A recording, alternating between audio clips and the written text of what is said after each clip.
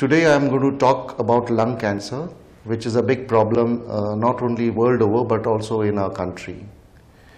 Lung cancer is one of the important causes for death resulting from cancers world over. In fact, in men it is number one cause for cancer-related deaths. World over, every year approximately 200,000 new cases of lung cancer are diagnosed. And in our country, approximately 70,000 plus new cases of lung cancers are diagnosed every year. The important thing is that almost 60,000 plus patients with lung cancer die every year. So while the incidence of lung cancer may not be very high, at least in our country, the mortality, deaths resulting from lung cancers are very high as compared to many other cancers. So lung cancer is a very lethal type of cancer. And it is important to remember what are the causes for lung cancer.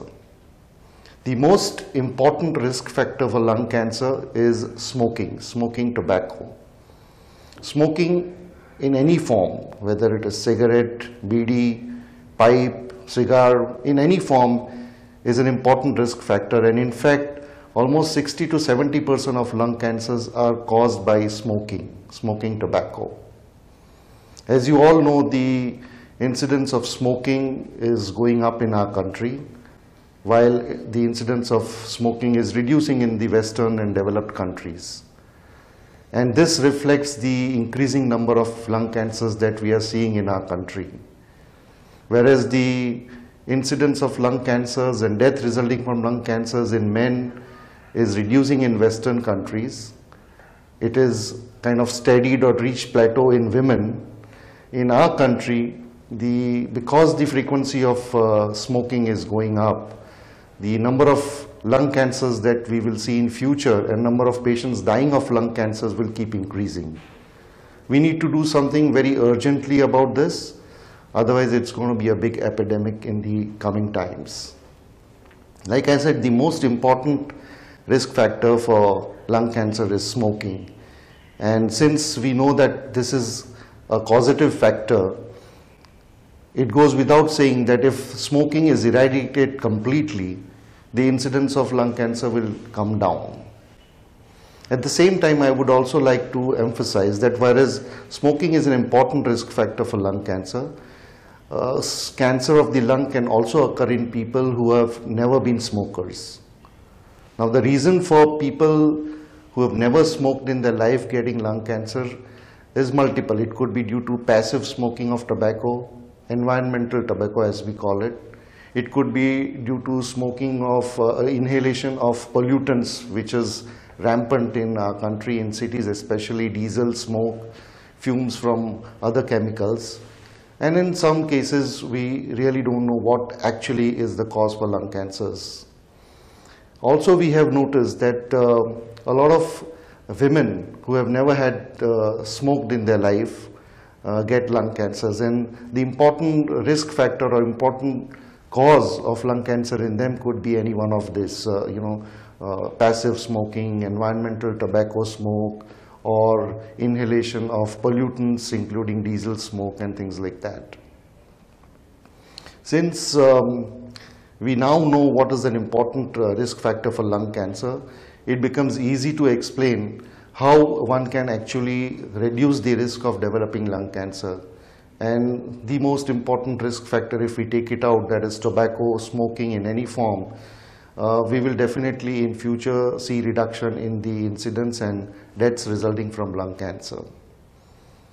There are certain myths associated with smoking, and that is something that I would like to clarify. A lot of people, especially in India, feel that bidi smoking is less injurious than smoking a cigarette, probably because it is very small in size compared to a cigarette. But actually, scientific studies have shown that the risk of developing any type of cancer with bidi is much higher than with cigarettes. So, important to remember that smoking tobacco in any form, whether it is cigarette, bidi, cigar, pipe, etc., is injurious to health, increases the risk of developing lung cancer. So the best thing would be prevention, and prevention can happen if we give up smoking completely, if there is a campaign against smoking all over the world and also in India. But there are people who are already smoking, and for them, what I would like to say that there are studies which have shown that if one stops smoking over a period of time, maybe next 10 years, 15 years, the risk of lung cancer starts reducing. And in fact, there are studies which have shown that if you stop smoking by age of 30 to 40, then in the coming years, the risk of developing lung cancer, becomes same as that of a person who has never smoked. So even for smokers, giving up smoking is beneficial. Of course, lung cancer is only one of the risk factors or one of the problems associated with smoking. There are many other illnesses which are also associated with smoking. Also, not only lung cancer, but there are other 13 to 14 types of cancers which can be associated with smoking. So it does make sense not starting with smoking, and if somebody is a smoker, then giving up in time, so that over a period of time the risk of developing all the types of cancers associated with smoking will go down. Now, how does one diagnose lung cancer? So what are the complaints, what are the symptoms? In a very early stage, when the tumor is very small, hidden in one corner of the lung, patients will never have any complaint. So generally you diagnose very early cases on a routine chest X-ray or a routine scan which is being done for some other purposes, say an executive health checkup. So about 30% of people will remain completely free of any symptoms while they are harboring cancers, especially when they are very small. As the cancer enlarges, patients develop symptoms, and the important symptom or important complaint which is associated with lung cancer is cough which doesn't go away.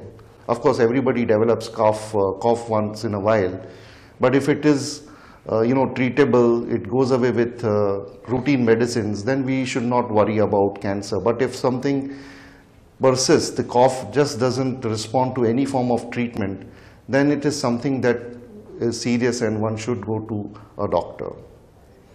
Apart from that, if there is association of blood coming out in the sputum while coughing, change in voice, breathing difficulty, or getting breathless while doing exertion, chest pain, these are other signs or symptoms of lung cancers, not necessarily very early lung cancer, but these are signs of lung cancers.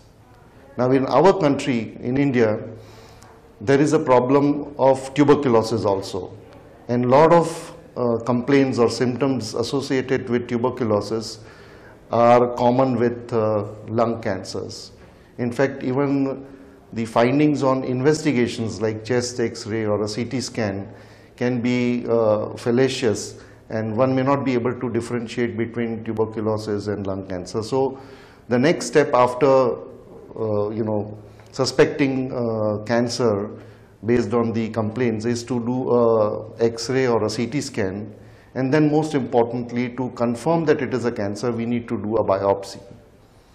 So the confirmation of lung cancer, or for that matter for any cancer, can be done only by performing a biopsy, either through a bronchoscopy or by doing a CT guided biopsy, whatever is appropriate.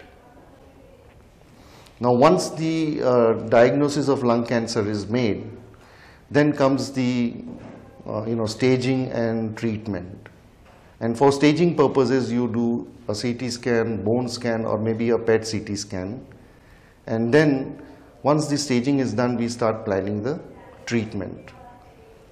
Now, the cancers generally are staged from stage 1 to stage 4. Stage 1 being the early cancer, and stage 4 being very advanced metastatic disease.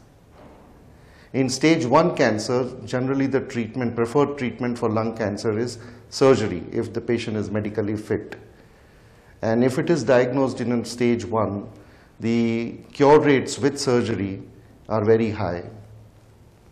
For patients who have stage 2 or stage 3 cancers, the treatment has to be a combination of surgery, chemotherapy, radiation therapy. And for patients who have advanced cancers, stage 4 cancer, where the disease has already spread to other organs such as bone, liver, brain, there the treatment is going to be basically to try and control the cancer, improve the quality of life, and if possible, increase the survival also. A lot of advances in the treatment have taken place in management of lung cancer, and even patients with stage 4 cancers where the cure is not possible, we have now various kinds of treatment including targeted therapy, immunotherapy available, whereby not only we can improve the quality of life but also improve the overall survival. So whereas about 20 years ago patients with lung cancer would survive only for 6 to 8 months, today we have patients who survive for years, including anywhere between 6 months to 2 years, 3 years, 4 years. So with the recent advances in medical management in terms of targeted therapy, immunotherapy, we are able to now offer effective treatment even to patients with stage 4 cancer. But the most important part of lung cancer is, as I said, it's a cancer which is completely avoidable. It is associated with our lifestyle, smoking tobacco.